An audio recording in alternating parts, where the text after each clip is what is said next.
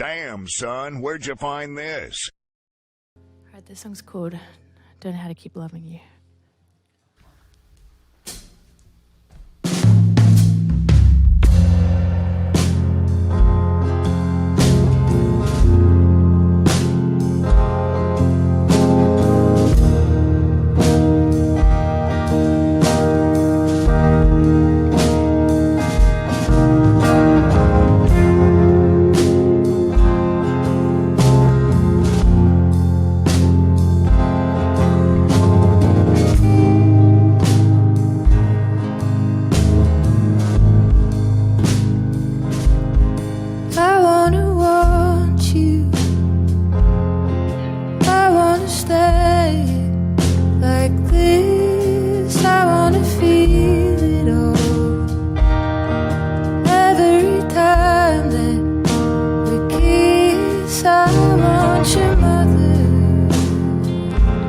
Stay friends with, but I want this feeling to pass in time. But you know my body now, and I know yours. We put so many things between these walls, and every gift you buy me, I know what's inside. What a way to now, there's nothing left to find. Don't know how to keep loving you now that I know you so well. Don't know how to keep loving you now that I know you so well. Don't know how to keep loving you now that I know you so well. Don't know how to keep loving you.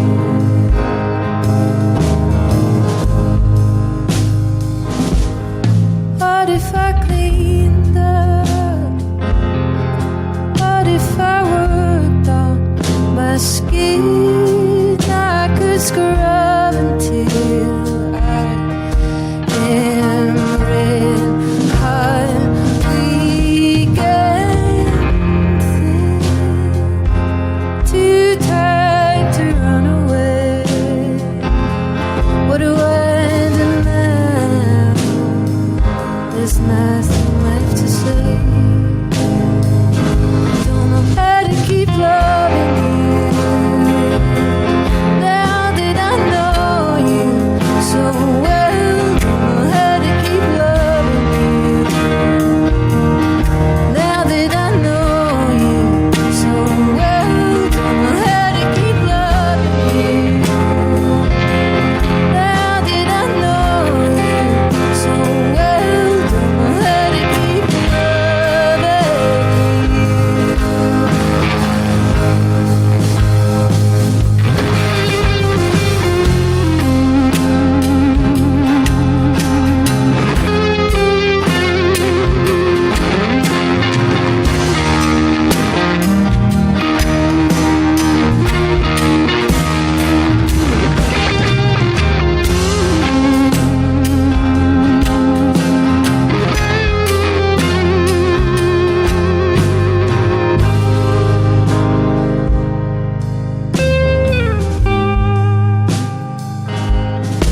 Into the darkness, or is it the light? Should I be waking up or finding a place to sleep tonight? Who will I be now that you're no longer next to me? Don't know how to keep loving you now that I know you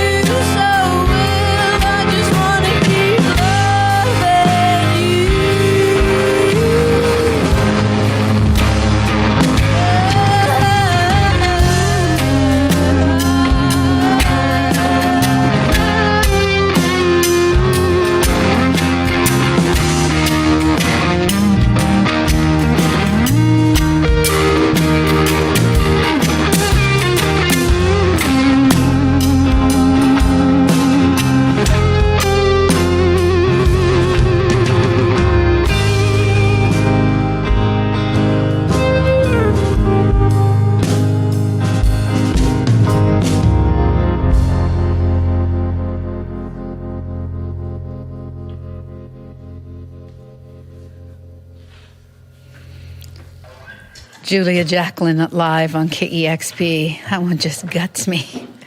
I actually brought tears to my eyes, and I have to say, I got so absorbed in the song that my mind started to wander, and I had to like bring myself back and go, whoa, you're live on the air, you're working right now. But that's a compliment to you, because I'm tearing up actually just even talking right now, and just that I got so swept up and away. So beautiful. Thank you. I'll let you do another one now.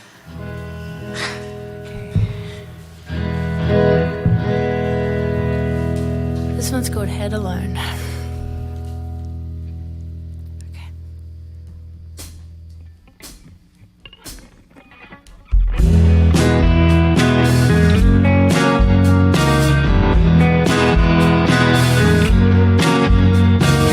Give me a full-length mirror so I can see the whole picture. My head alone is nothing in a way. Yes, I could stand on a chair, put it back by the table before you get there. My head alone doesn't know how to say. I don't wanna be touched all the time. I raise my body up to be mine. Ha!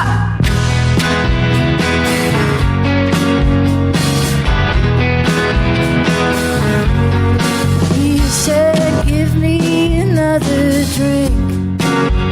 No, it's easy to talk when you don't have to think. But my head alone won't do it that way. Come on, give me the room tonight. You know I've told you before that you hold me too tight. My head alone just wants to say, I don't wanna be touched all the time. I raise my body up to be mine. Yeah, I don't wanna be touched all the time. I raise my body up to be mine. I have your back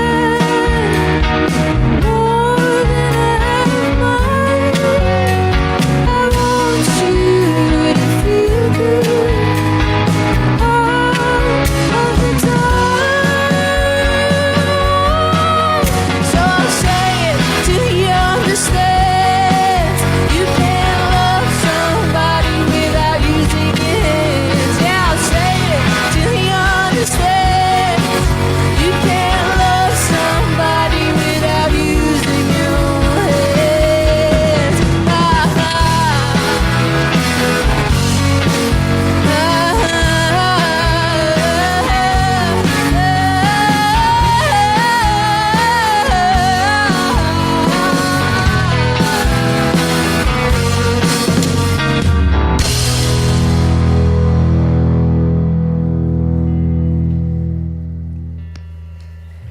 It's Julia Jacklin live on KEXP. Songs from the new album, Crushing, and that one, Head Alone.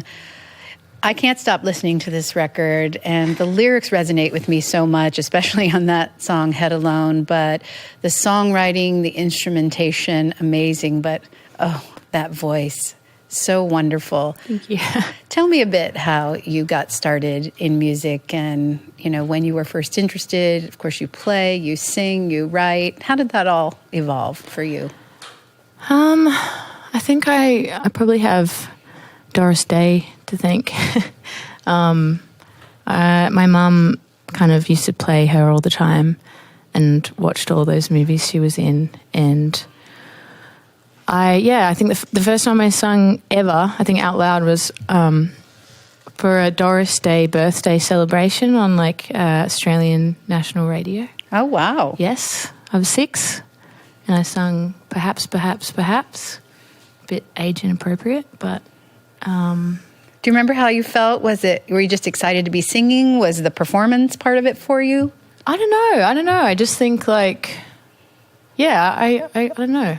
I think it took me a while to actually enjoy singing, because then I did classical singing lessons for a long time, and like that was cool, but it was also quite restrictive for a teenager, who wanted to like rock out.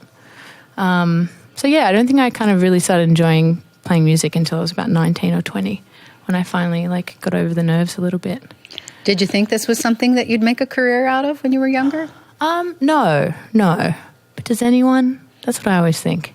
I'm like, I didn't know any musicians or anything. I didn't really know. I didn't really know what that would actually look like, so. But I'm pleased with the outcome. Well, I also am very pleased with the outcome. And again, your lyrics really connect with me, and they sound a bit more direct on this record. Some of them are really raw. I know you're going to play Turn Me Down. That's a great example. I love Body as well.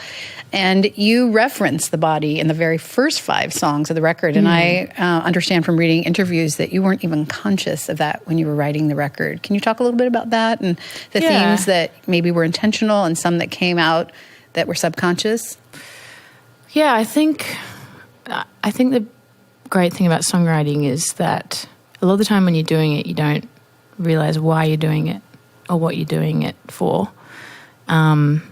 It's funny, like you do an album and then you do lots of press straight after the album before you even understand what it is you made in the first place. It's only now that I'm starting to really understand this record and why I made it and where it came from. And I think I was obviously feeling a lot more claustrophobic in my life than I had realized, and that kind of came out in a lot of the songs.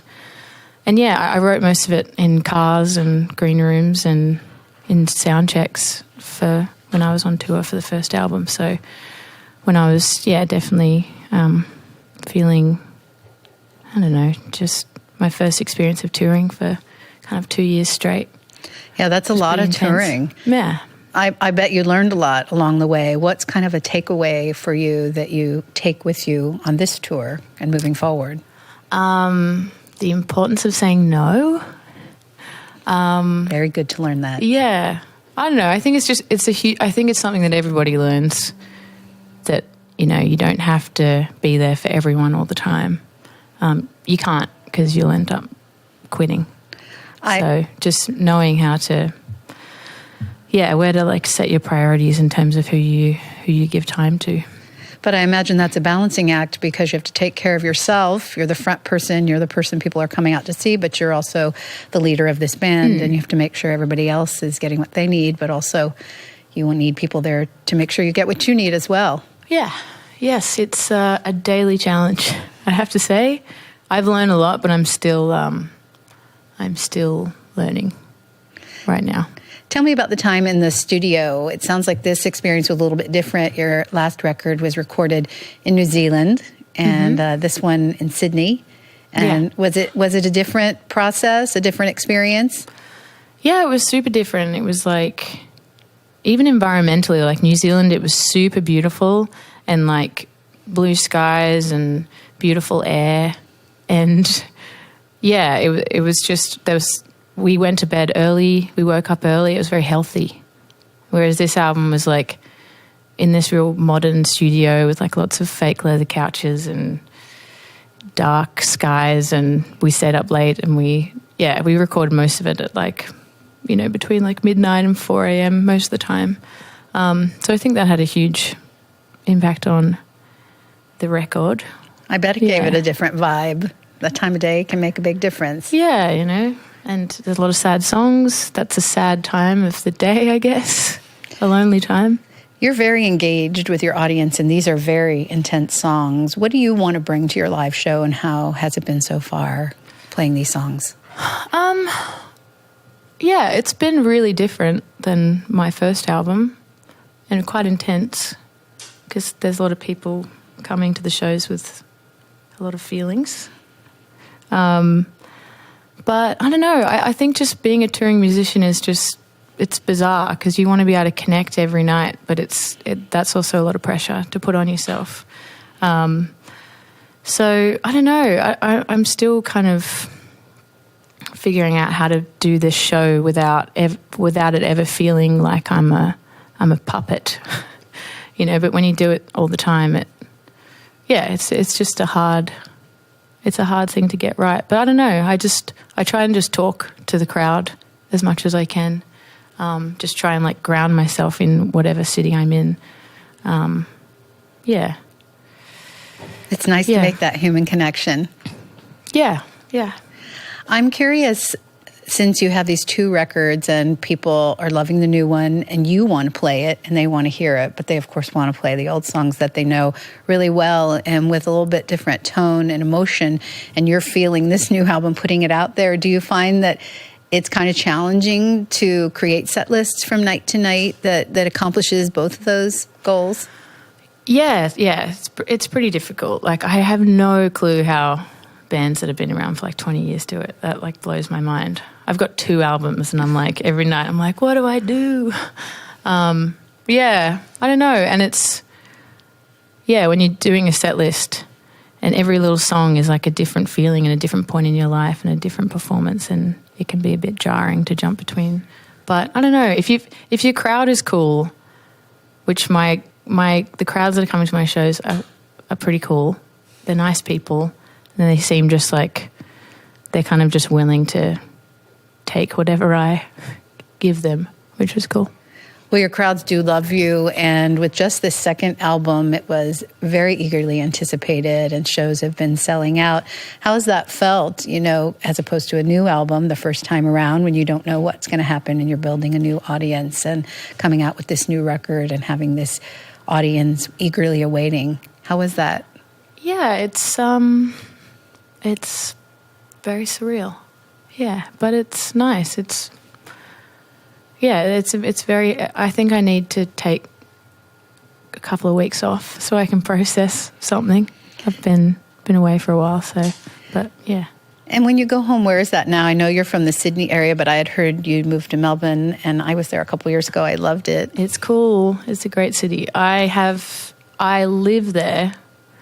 She's using air quotes. For yeah. the radio world. Like, my car's there, and some of my friends are there. My soul is there, but I don't have a house or anything. But what drew you there? There's a lot of things I could say that would get me in trouble. So it's just, I lived in Sydney for 10 years and I gave it my all, and it was time to go. And I love Sydney. I love Australia. I don't want to leave Australia. So, Melbourne just seemed like the logical step, and it was one of the greatest decisions I've ever made. Well, certainly a very supportive and thriving music scene there. And a great music scene, yes. You're listening to Julia Jacklin live here in the KEXP studios. Crushing is the beautiful new album, and you got a couple more songs? Yes. Okay. This one's called Turn Me Down.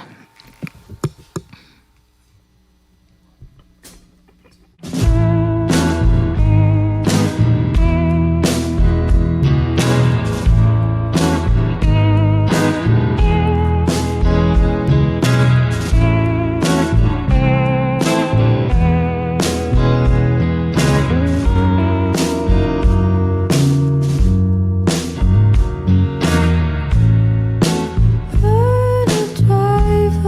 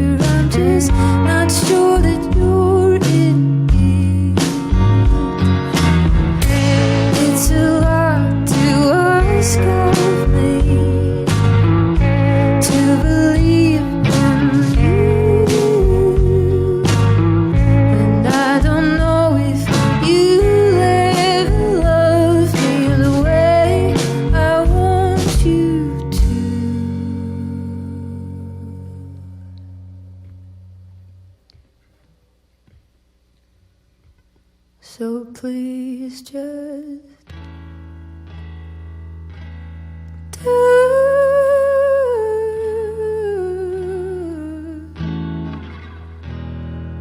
me down. Why won't you turn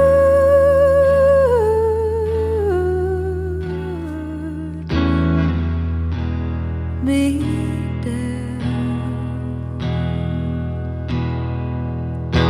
Oh, please just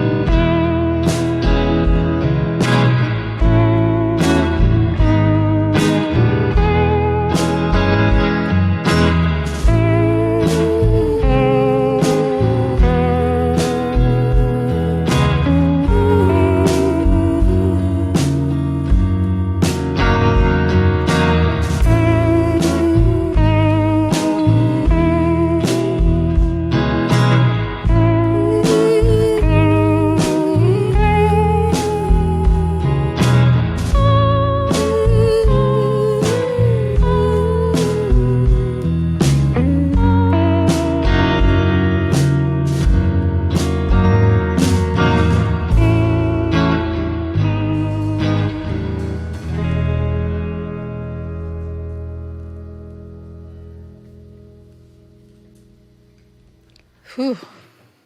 Take a big breath after that one. That one goes right to the gut. That's Julia Jacklin with Turn Me Down from the new album Crushing. Okay. Thank you for doing that. I Yeah. imagine that takes a lot out of you. Yeah, a little bit.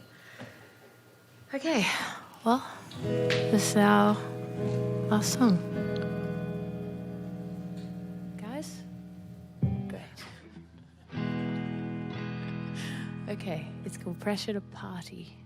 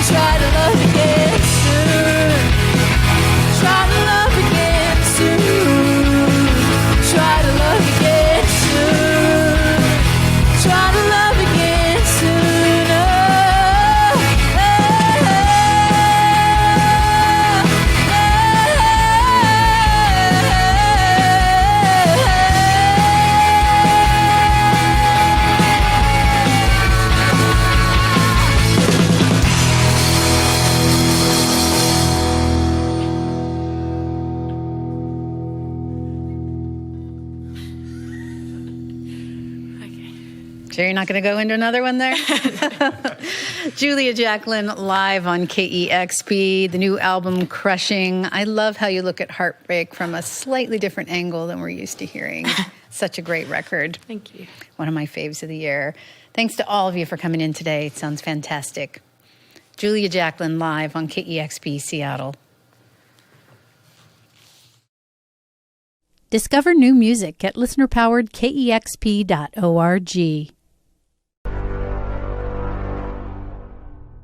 Damn, son, where'd you find this?